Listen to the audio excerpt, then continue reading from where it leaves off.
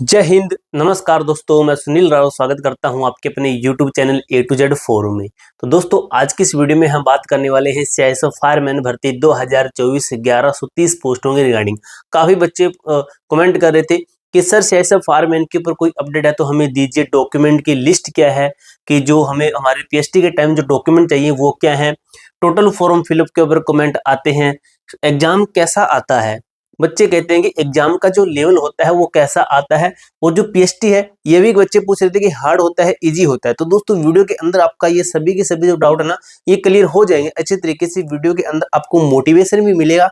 और दोस्तों, अगर आप इसकी तैयारी कर रहे हो तो आप देख लेना, इस वीडियो के बाद में दुगनी स्पीड से जो है इस भर्ती की तैयारी करोगे, क्योंकि आपको मैं अच्छा खासा मोटिवेशन देने वाला हूँ। आपको अच्छे तरीके से गाइड भी कर दूंगा कि कैसे कैसे तैयारी करनी है। कभी आप अगर आप कहते हो कमेंट बॉक्स में, तो मैं आपको प्रॉपर एक मोटिवेशन के ऊपर कि कैसे कैसे आपको तैयारी करनी है तो उसके ऊपर वीडियो में ला दूंगा। क्योंकि भाई मैंने भी 6 से 7 एग्जाम क्वालिफाई कर रखे हैं।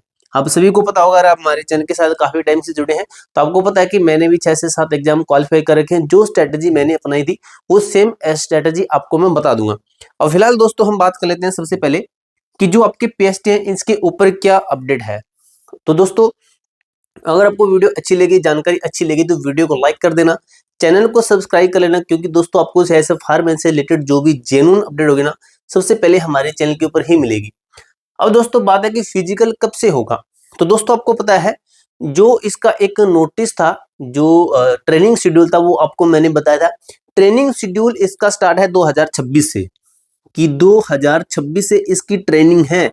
तो 2025 पूरा प्रोसेस आपका इसके अंदर लगने वाला है। 2025 के अंदर, और 2025 के अंदर क्या क्या प्रोसेस है, फिजिकल होना है, एग्जाम होना है, डीवी होना है, आपके सभी मेडिकल वगैरह है, सब कुछ जो प्रोसेस है इस 2025 के अंदर होगा। तो दोस्तों, एक्सपेक्टेड क्या है, जैसे अगर आप कहो कि पिछली भर्ती का कब हुआ था, तो दोस्तों आपको मैं पिछली भर्ती के ऊपर अपडेट दूं तो भाई वीडियो को एंड तक देख लेना, आपका एक एक डाउट मैं क्लियर करूंगा। अब ये नहीं है भाई मैं एकदम से आऊं 2 मिनट के अंदर आपको एकदम से बता दूंगा एक्सपेक्टेड डेट ये है, चलो भाई। तो ऐसा नहीं होता है दोस्तों। आपको मैं एक जेन्युइन अपडेट देने के लिए मैं कुछ पिछली भर्ती से रिलेट करके बताऊंगा कि इतना टाइम लग सकता है, कि सीआईएसएफ है ये अपनी फोर्स के लिए इतना टाइम लगा सकता है। तो उस हिसाब से मैं आपको बता रहा हूं। अब दोस्तों, जो भर्ती 2022-23 की थी, 2022-23 की भर्ती थी, इसके अंदर जो इसकी अप्लाई की लास्ट डेट वो क्या थी, अप्लाई लास्ट डेट, डी लिख देते हैं। अप्लाई की जो लास्ट डेट थी ना, वो थी इसकी 4/3/2022, 4/3/2022। भर्ती 2023 के अंदर कंप्लीट हुई थी, ज्वाइनिंग वगैरह।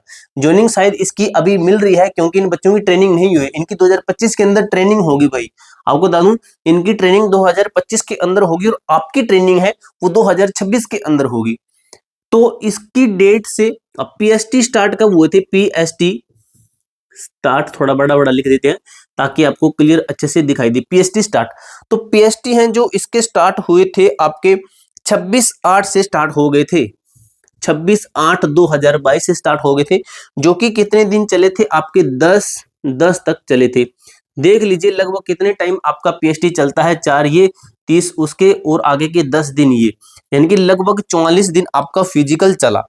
तो 44 दिन इसके फिजिकल चले थे पिछली बार। तो एक्सपेक्टेड यही है कि फॉर्म भी काफी थे, लेकिन इस बार फॉर्म का मैं वो आपको अभी बता दूंगा। यानी कि अगर ये टाइम से देखें कि कितने टाइम के बाद में, कि कितने टाइम के बाद में जो आपके फिजिकल है वो स्टार्ट हो गए थे इस डेट तक। तो ये है दोस्तों आपका कि 5 मंथ लगे थे पूरे पूरे, कि 5 मंथ में आपके जो फिजिकल है ये स्टार्ट हो गए थे।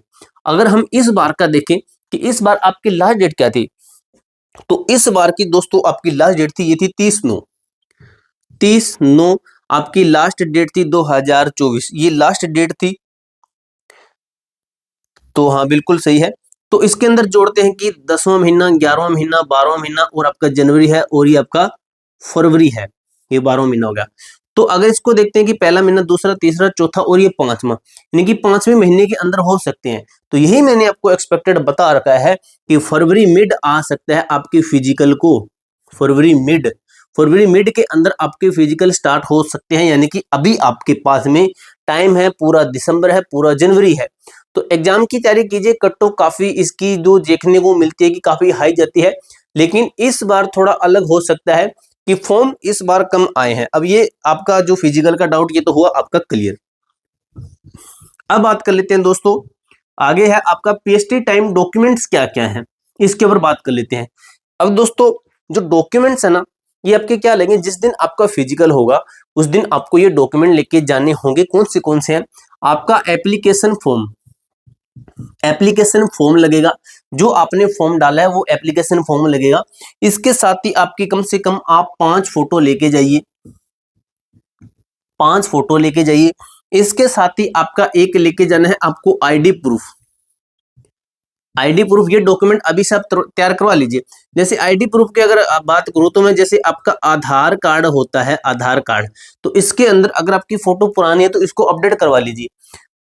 एक आपका जो सेंट्रल लेवल का वो लगता है ना, जैसे ओबीसी के लिए सेंट्रल लेवल का लगता है, तो वो होते हैं आपका रेजिडेंस हो गया, एक तो आपका रेजिडेंस, एक हो गया आपका रेजिडेंस हो गया, और एक होता है आपका कौन सा, रेजिडेंस हो गया, और एक होता है आपका जो, ये तो हो गया आपका निवास, एक होता है आपका कास्ट सर्टिफिकेट, जो कि आपका कास्ट सर्टिफिकेट जो कि आपका ओबीसी जैसे सेंट्रल लेवल का होता है। तो ये अब लेटेस्ट डेट का बनवा के जाइएगा। ये 1 महीने 2 महीने पुराना हो तो चल जाएगा, ये लेटेस्ट डेट का होना चाहिए आपके पास में। तो इतने डॉक्यूमेंट आपको ओरिजिनल भी लेके जाने पड़ेंगे और इनकी एक जीरोक्स यानी कि फोटोकॉपी भी लेके जानी पड़ेगी। अब दोस्तों जब आपका फाइनली डीवी होता है ना, तो उसके अंदर इससे ज्यादा डॉक्यूमेंट लगती हैं, वो आपको मैं जब इनका प्रोसेस आएगा तब आपको मैं बता दूंगा।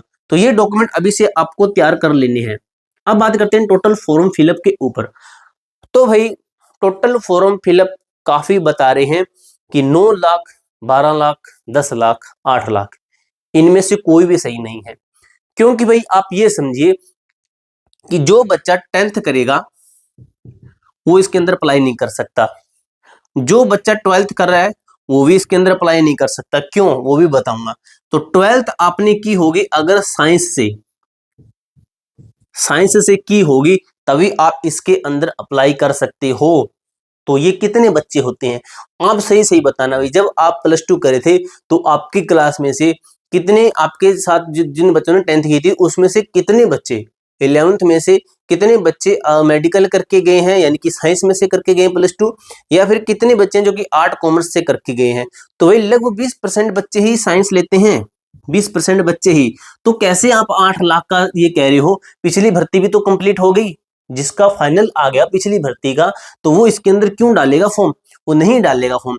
तो इस कारण से दोस्तों जो लोग आपको बिना कुछ ऑथेंटिक न्यूज के बता रहे हैं कि 8 लाख 10 लाख, भाई एसएससी जीडी की भर्ती नहीं है। अगर 10th लेवल पे होती तब हम कहते हैं कि हाँ भी हो सकता है कि 9-10 लाख फॉर्म हो, तो इतने नहीं है भाई। ये आप खुद समझिए, क्वालिफिकेशन देख लीजिए इसकी क्या है।